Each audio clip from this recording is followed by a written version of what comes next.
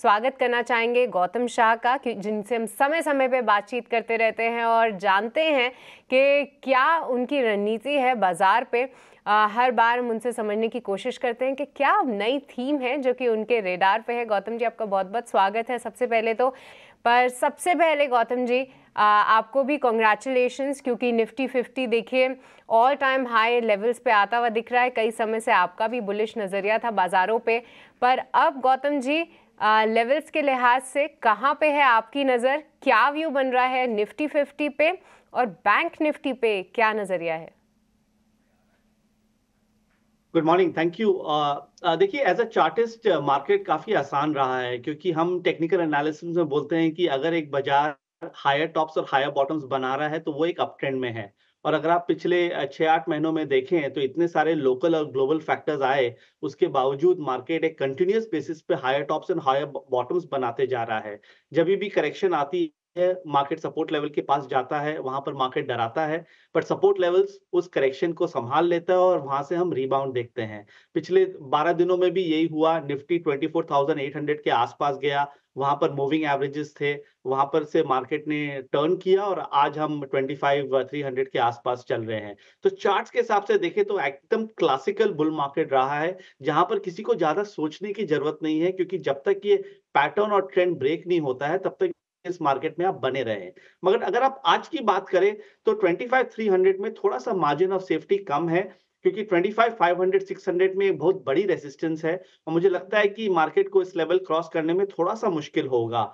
अगर ये क्रॉसओवर हो जाता है तो और 3 से 4% की तेजी हो जाएगी, बट हम थोड़ा-सा यहाँ पर सेफ्टी की तरफ जा रहे हैं और मुझे लगता है कि इस मार्केट में अभी थीम्स पे रहिए, क्योंकि निफ्टी में कोई इतनी बड़ी मूवमेंट ऊपर की तरफ और नीचे की तरफ नहीं आएगी। बट अगर आप करेक्ट थीम्स में हैं, तो मार्केट में अच्छी अपॉर्च्युनिटी है।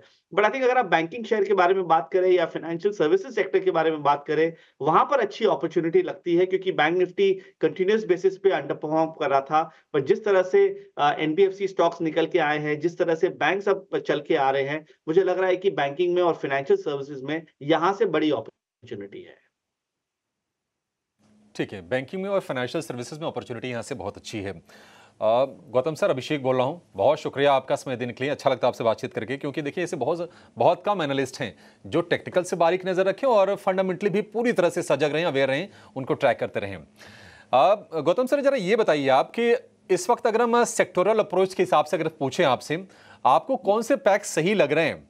दो चैलेंजेस होते हैं, एक तो होता है कि अच्छा ग्रोथ हो रही नहीं हो रही है, दूसरा वैल्यूएशन कई बार स्ट्रेच हो जाते हैं। आप बताइए कि आपको सही क्या लग रहा है? आईटी को हमने चलते हुए देखा है, फार्मा एफएमसीजी में भी हमने तेजी देख ली है, हाल फिलहाल मेटल भी चल रहे हैं। वेल प्लेस्ड कौन से हैं जहां पर अपॉर्चुनिटी खोजनी चाहिए अभी? देखिए, वैल्यूएशंस का बहुत बड़ा डिबेट आजकल के मार्केट में चल रहा है और उसके चलते दो कैंप बन गई है। पर मेरा ये मानना है कि इंडेक्स लेवल पे अगर आप देखें, निफ्टी और बैंक निफ्टी को देखें और अगर आप लार्ज कैप स्टॉक्स को देखें, तो वैल्यूएशन कंसर्न नहीं है, क्योंकि मेरे हिसाब से ये सारे स्टॉक्स अभी भी एक्सुबरेंस या फ्रॉड टेरिटरी में नहीं गए हैं। वही अगर आप मिड कैप स्मॉल कैप्स में देखें तो डेफिनेटली मार्केट में काफी फ्रॉड है, वैल्यूएशंस बहुत रिच है। हर तरह के स्टॉक हर तरह के वैल्यूएशंस पे जस्टिफाई हो रहे हैं। कितने स्टॉक्स है जो 40, 50, 70, 80 पीई पे चल रहे हैं और अभी भी स्टेडी है।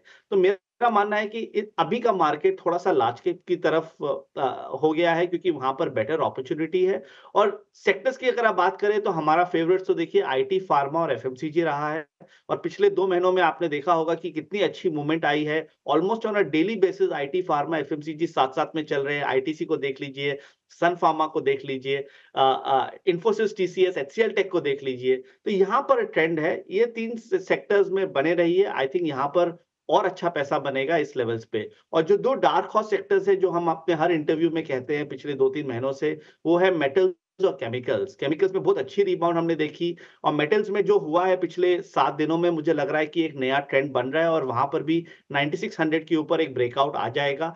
और अभी पूरा दुनिया अभी फेड मीट के लिए वेट कर रहा है। ईसीबी का आपने स्टांस देखा, फेड में भी मोस्ट ऑब्वियसली कट होगी अगले 2 दिन में और उसके बाद RBI hopefully will follow suit. तो अगर वो होता है तो ये पूरा जो हाउसिंग फाइनेंस, एनबीएफसी स्पेस है, I think that's also a very big opportunity. In fact NBFC में बजाज फाइनेंस और बजाज फिनसर्व हमारे लिए एकदम टॉप पिक्स रहे हैं पिछले 2 महीनों में और मुझे लगता है कि वैल्यूएशन और चार्ट्स को देखते हुए यहाँ से और बड़ी अपॉर्चुनिटी है।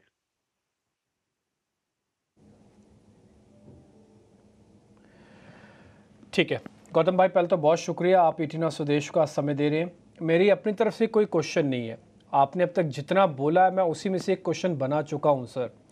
आपने बोला है कि बैंकिंग में आपको अभी काफ़ी दम लगता है, और आप अभी स्टार्टिंग में भी बता रहे थे कि एनबीएफसी कुछ सामने निकल के आ रहे हैं। एक शेयर मेरे को बैंक का चाहिए जिसमें आपको सबसे कोर स्ट्रेंथ लगती हो। 6-7 नाम मैं आपको गिनवा सकता हूँ, अगर आप इस प्राइवेट बैंक में से दे दें। एक्सेस, कोटक, आईसीआईसीआई, एचडीएफसी, इंडसन, वड़ावर, जो भी आप एक देना चाहें, एक नाम। दूसरा, अभी आपने खुद ही बोला कि आपको मेटल्स एक डार्क हॉर्स लगता है और दूसरा केमिकल्स एक डार्क हॉर्स लगता है, तो मैं सर पूरे सेक्टर को खरीद नहीं पाऊंगा, एक एक शेयर यहाँ से भी चाहिए। 3 शेयर मेरे को दे दीजिए, मेरा काम हो जाएगा सर। एक मेटल्स का, एक केमिकल्स का और एक बैंक का। देखिए, बैंक्स के बारे में बात करें तो आई थिंक मुझे जो आपने 5 शेयर बताए, मुझे वहां पर बड़ी अपॉर्चुनिटी नहीं लगती है। मेरे हिसाब से इस लेवल्स पे सबसे बड़ी अपॉर्चुनिटी है state bank of India. In fact हमारा ये व्यू पिछले 1 सालों से रहा है। 500 के लेवल से हम इस स्टॉक पे बुलिश है, वो 900 के लेवल तक गया। पिछले 2-2.5 महीनों में इस शेयर ने कुछ नहीं किया, अच्छी करेक्शन आई है 15-20% की। वैल्यूएशंस काफी मजबूत है। इंडिया स्टोरी को अगर प्ले करना है तो एसबीआई से अच्छा शेयर है नहीं, और जिस तरह की करेक्शन आई है और क्योंकि वो सपोर्ट लेवल के आसपास है, मुझे लगता है कि यहाँ पर अगर आपको 6 से 12 महीने के हिसाब से कोई अगर स्टॉक लेना है बैंक्स में, तो SBI will probably be the best pick. और अगर आपको ब्रॉडन आउट करना है और फाइनेंशियल सर्विसेज देखना है, तो I think Bajaj Finance clearly valuations और चार्ट्स के हिसाब से remains one of our favourites, और मुझे लगता है कि ये काफी अच्छा करेगा और आउट परफॉर्म करेगा मार्केट को। मेटल्स के बारे में अगर बात करें तो देखिए, काफी स्टॉक्स है जो हमें अच्छे लगते हैं, but top of our list is JSPL और जेएसडब्ल्यू। आई थिंक ये जो जिंदल जेएसडब्ल्यू ग्रुप है, I think will be one of the sunshine groups of the next 2 to 3 years. काफी अच्छा काम कर रहे हैं, एकदम स्टेडी स्टॉक्स है, सॉलिड मैनेजमेंट है, अच्छी विजिबिलिटी है।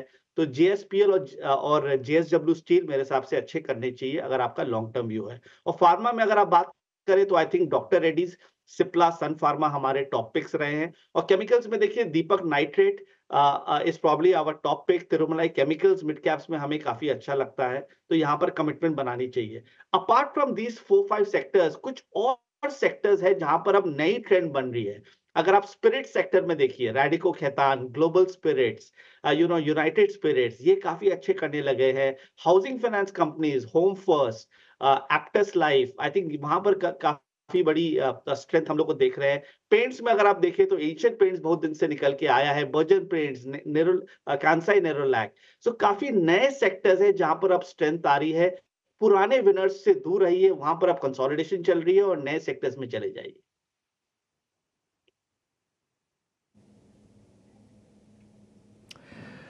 ठीक है गौतम भाई, बहुत शुक्रिया, थैंक यू वेरी मच। मैंने आपसे जो सेक्टर्स पूछे थे उसके अलावा भी आपने काफ़ी सारे शेयर्स के नाम बता दिए हैं, तो हमारा आपने काम और आसान कर दिया है।